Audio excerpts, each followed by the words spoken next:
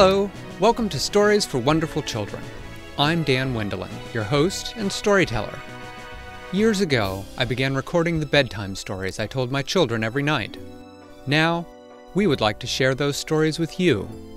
I hope you enjoy my Stories for Wonderful Children.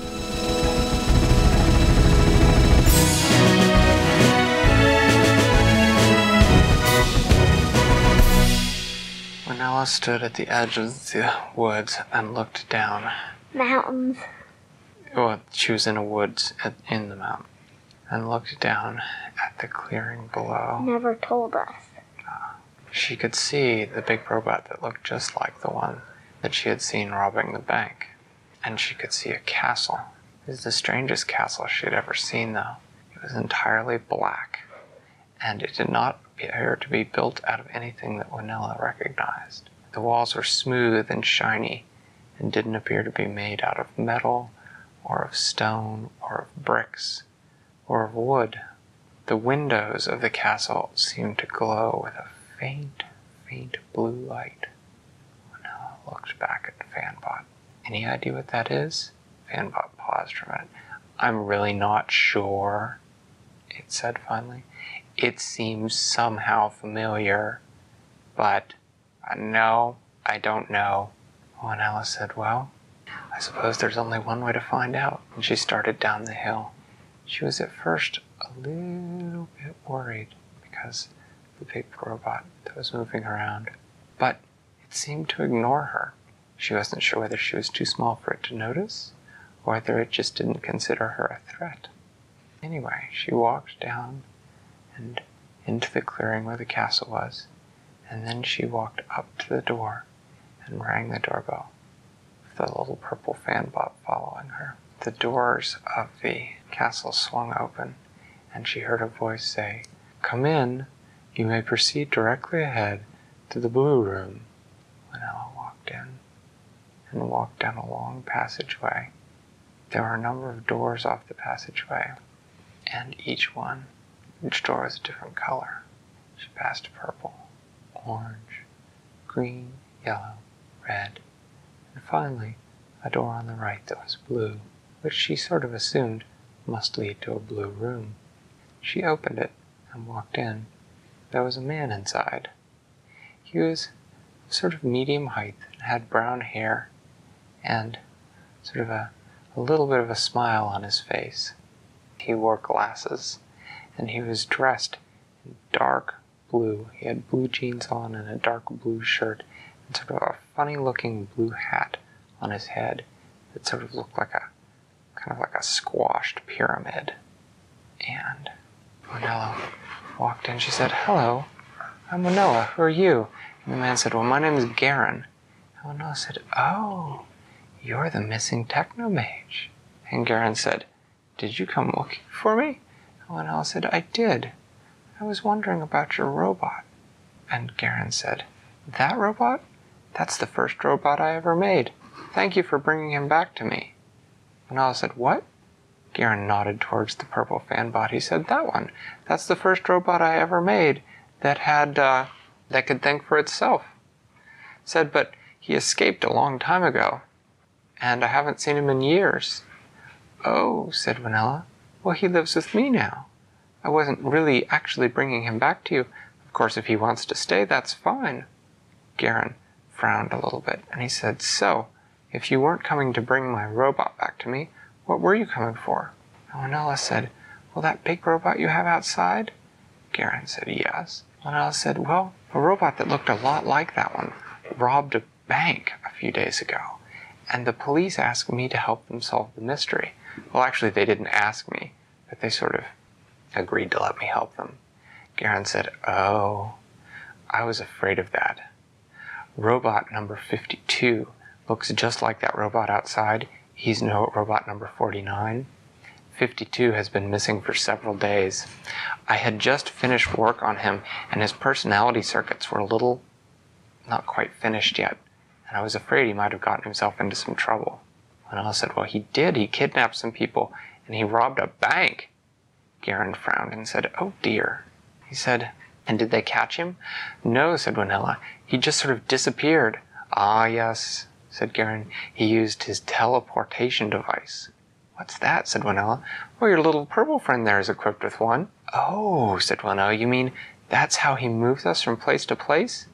Yeah, said Garen, but number 52 can just do it for himself and for the people inside him. Well, I suppose we'll have to round up number 52. You want to come help me? Sure, said Winella.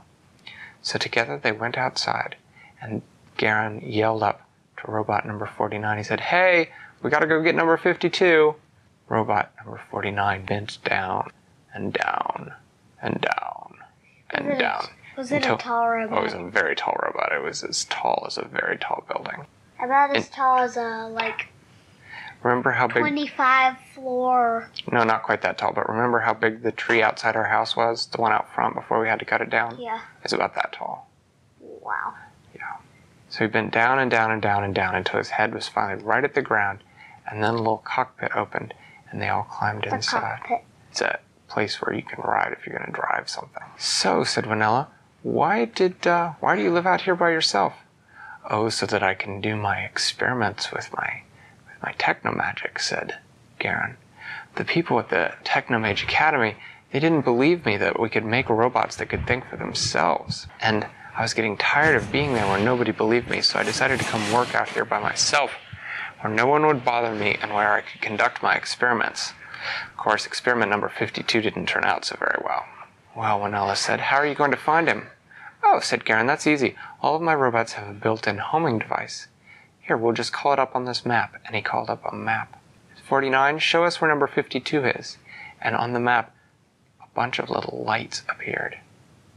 That's funny, said Winella. Why didn't you just use the homing device in order to find my fanbot here? Fanbot said, I didn't want to be found. I want to be my own robot. Oh, said Winella.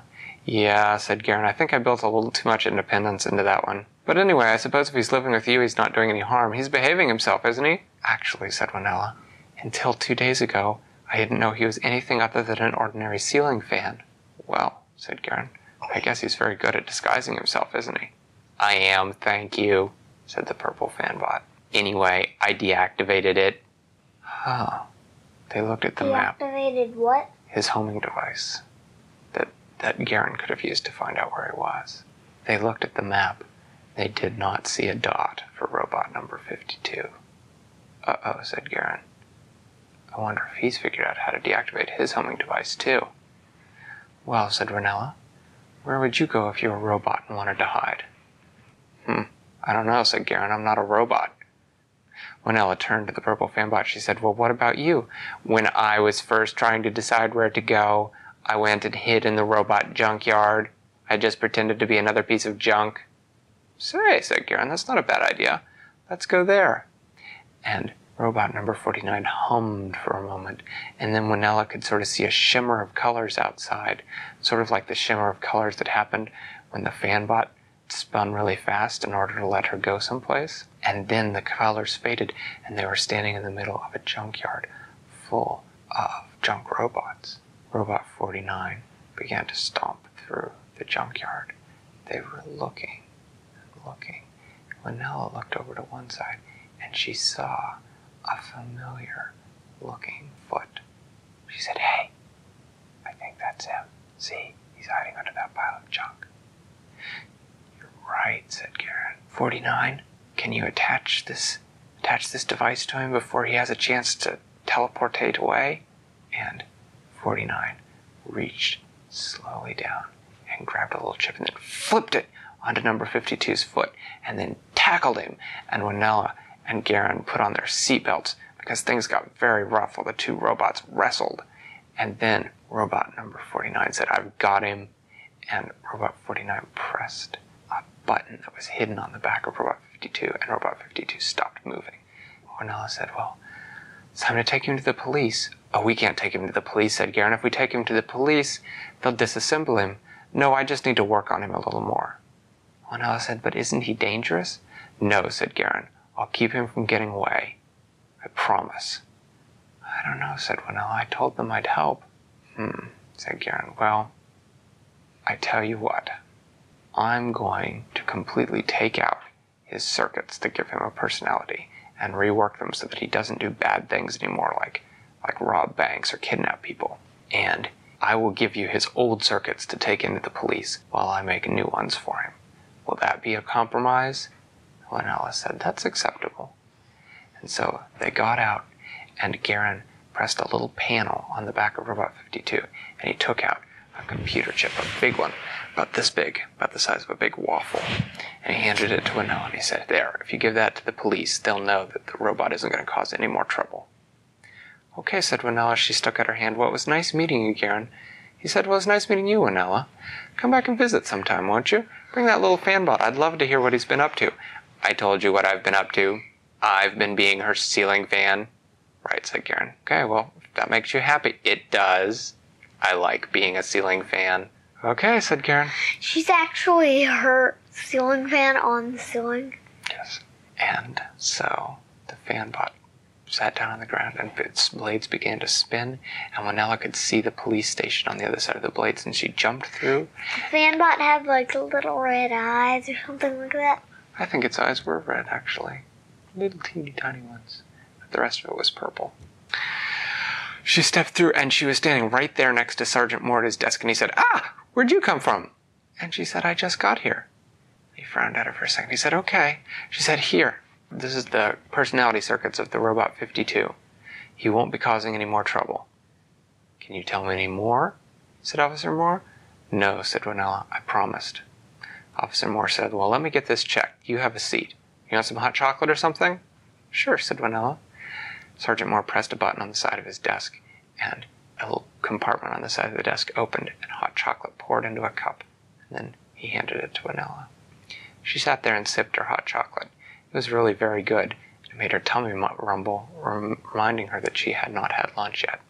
She hoped that he wouldn't take too long doing his tests, because she was looking forward to going home, having some lunch. About the time she finished her chocolate, Officer Moore came back in. He had a big smile on his face. He said, yep, that tested out. That's indeed the personality circuit, so you're right. Shouldn't cause any more trouble. He said, here, the chief of police asked to talk to you. So Winella followed him back to the office of the chief of police, and the chief of police said, well, I hear you've been a very helpful little girl. He said, we like to give medals to citizens who help us solve crimes.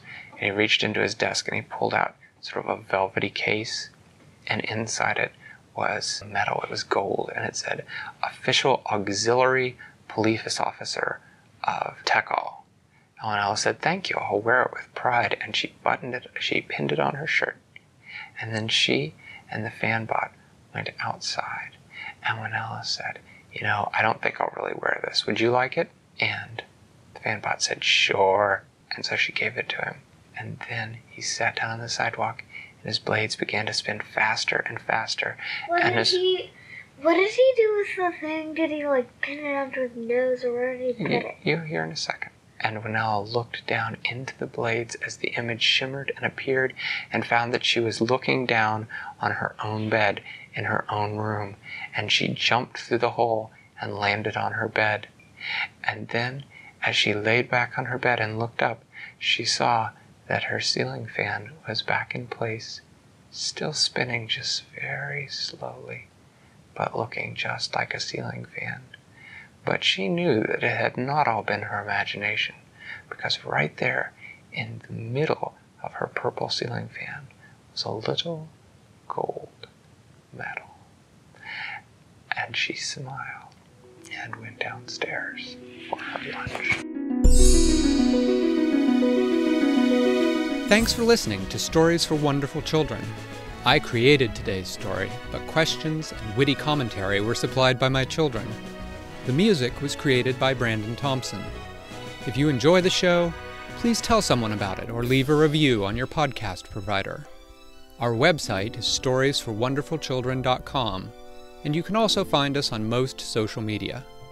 I'm Dan Wendelin, reminding you to tell someone you love a story.